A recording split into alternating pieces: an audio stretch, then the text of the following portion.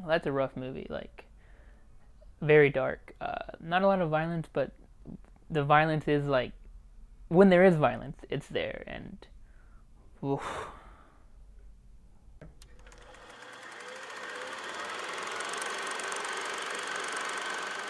Hello, welcome to Dopey Snail Reviews. My name is Jonathan, and today let's talk about the Netflix original movie, The Devil All the Time. Based on the novel with the same name, we follow a group of sinister characters converge around a young man devoted to protecting those he loves in a post-war backwoods town filled with corruption and brutality. Pretty much we have a fantastic ensemble cast doing a great job being crazy and southern. But they're good. Like, okay, not the characters are not good, but the actors. Like, their accents in this movie are like... But the characters, the characters, they're not nice. I was like, hey, look, a Tom Holland movie. I like Spider-Man. Nope, this is not your friendly neighborhood Spider-Man. This movie is not safe for kids. With that being said, he really does show his range here and is much more than just that iconic role we know him from. This is a pretty long movie with a runtime of 2 hours and 18 minutes. Some moments may feel like they drag, but I think it serves as great character development. We don't even meet most of the stars of the film until about 40 minutes into the movie. And that's really when the movie gets going. But for the overall story, the slow burn is a necessity because it gives us a better view of the world that they live in post-World War II, pre-Vietnam. Oh yeah, the movie takes place like in the 40s, 50s, 60s time period. As I mentioned at the top, there are some brutal scenes in this movie, which really surprised me. Like I didn't watch the trailer, so I didn't know how much violence would be in this movie. But I was just watching Parks and Rec, and then I switched over to Devil All the Time.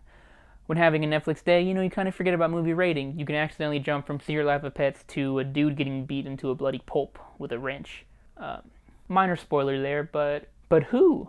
Whom? What else can I say? Robert Pattinson plays a real son of a bitch in this movie. He does it fantastically. You will hate him almost immediately. Fantastic actor. Cannot wait to see what he does next.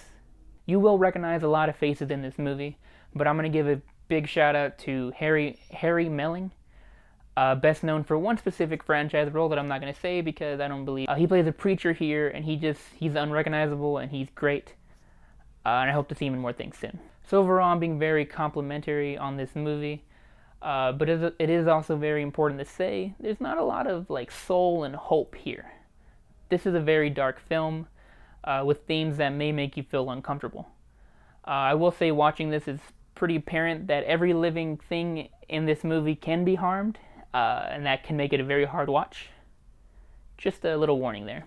This movie has a narrator, which I normally hate. I always say that a narration in film needs to be explained. Think like in Princess Bride. There's a narrator there, but they explain it because it's the grandpa telling the story to his son.